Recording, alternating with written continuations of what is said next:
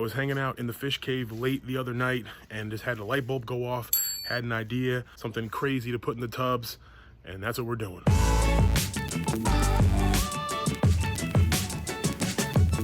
It's heating up down here in Florida. It's already over 90. Actually, it's pretty cool today, only 88, but we are setting up summer tubs and we got big things happening, new things happening. I got an idea. It's late at night and I'm scheming. I had this piece of driftwood sitting here for a while and I'm gonna throw it in this tub we have outside and I'm gonna put these baby plecos. Got a batch, kind of a surprise batch of calico bristlenose plecos. This batch has over 70 plecos. So we have space. I could throw them in that 55 over there, but instead I want to try out something new and I want to acclimate these to the tub. We're going to do it tomorrow morning, but I want to get this wood soaking in there already. I'm going to put a piece of driftwood that's already been in the tank in the tub as well. It is the next morning and it is a dreary morning. We needed this rain. We haven't been getting too much rain, so it's much needed. Free water changes. Tubs are looking a little low. So excited to get this in business, which reminds me, gonna need to have some type of overflow because this does not have one, so I have to drill an overflow. Gonna put a little base of some rocks just to grow some algae. Potentially may put shrimp in here later, but rocks for algae cover for the plecos, just some more surface area, always a good thing. I asked on Instagram what people thought we were gonna put in the tub, and I got a lot of answers, some close, some not so close. But I don't think anyone guessed bristlenose plecos, specifically marble calico bristlenose plecos, and that's what these are. This is a batch of babies from both from fish that we bred ourselves. So these are grandbabies to fish that we got in originally, the next generation. Believe it or not, for a first-time female, this batch is about 70 little pleco fry. So we're gonna give it a shot and try our first pleco grow outs in a tub.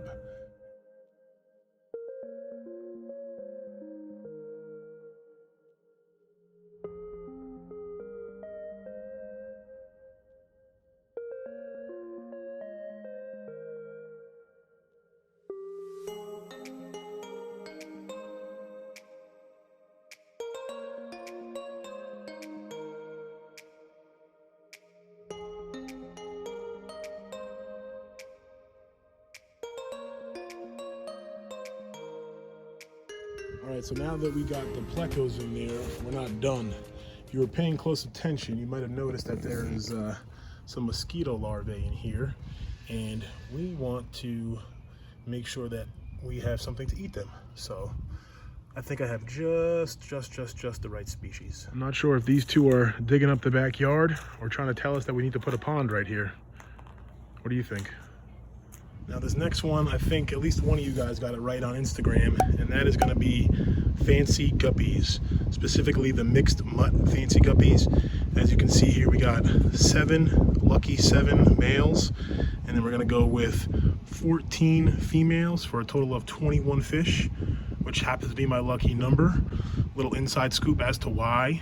Back growing up on Long Island in New York in the 90s, my favorite sport was baseball. I love the Yankees, and Paul O'Neill, who played right field, which was the only position that my Olympic athlete body could play as a kid, also played right field. So hence favorite number 21. 14 guppy females, 7 guppy males.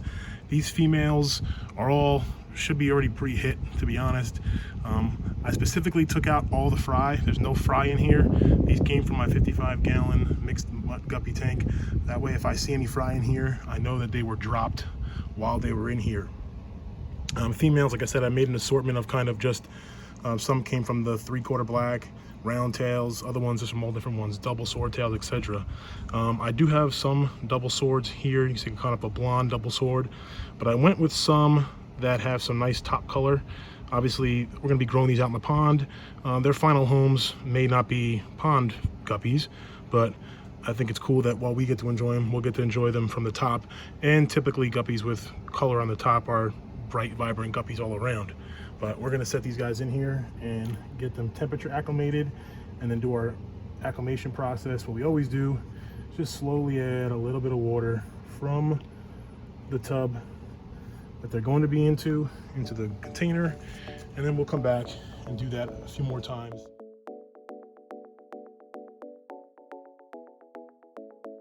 All right, let's do the females first.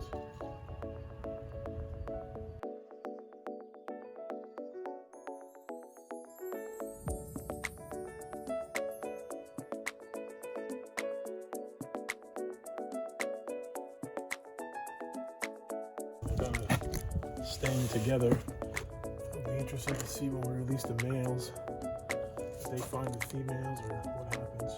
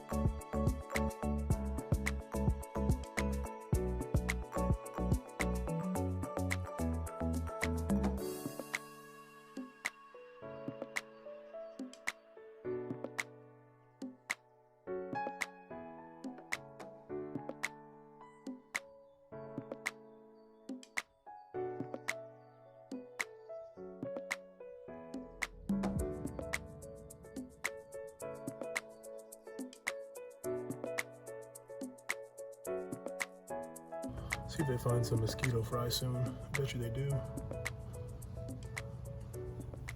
And another one of those small tubs that we've had set up for a while, we're gonna add some of these Mayuca or these milky white platinum Medaka.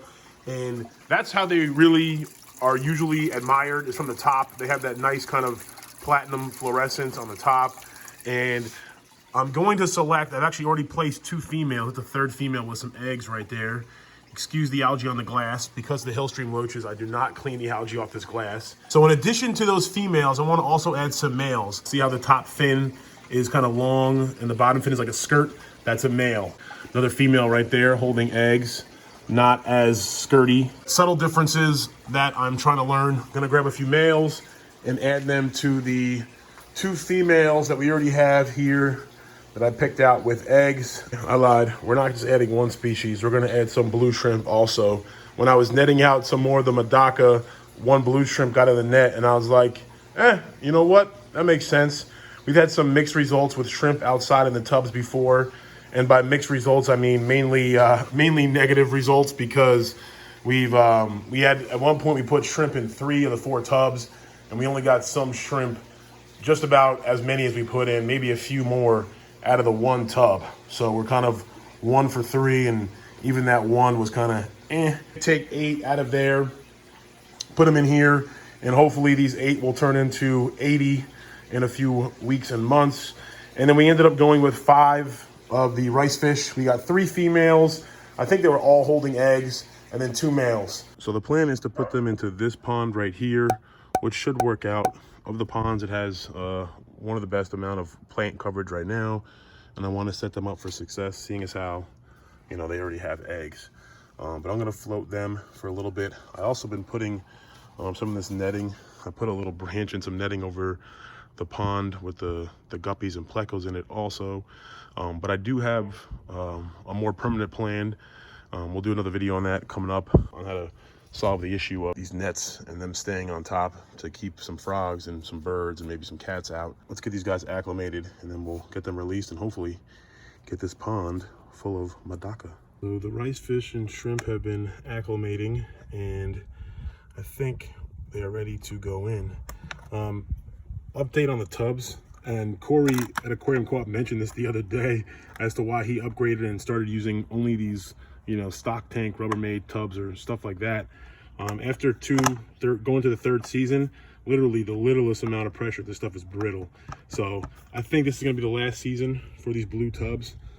Definitely recommend them if you're doing something for only a few years, just starting out. It's cheap, it's easy, but I feel like they definitely get brittle after a few summers. But we're gonna release these guys, and this tub, I purposely didn't want to put them in this tub, not only because there's not as much leaf coverage, but because this is the tub that has these guys. And this, I'm not sure if this is coming up on camera or not, And this is going to be a great food source for them.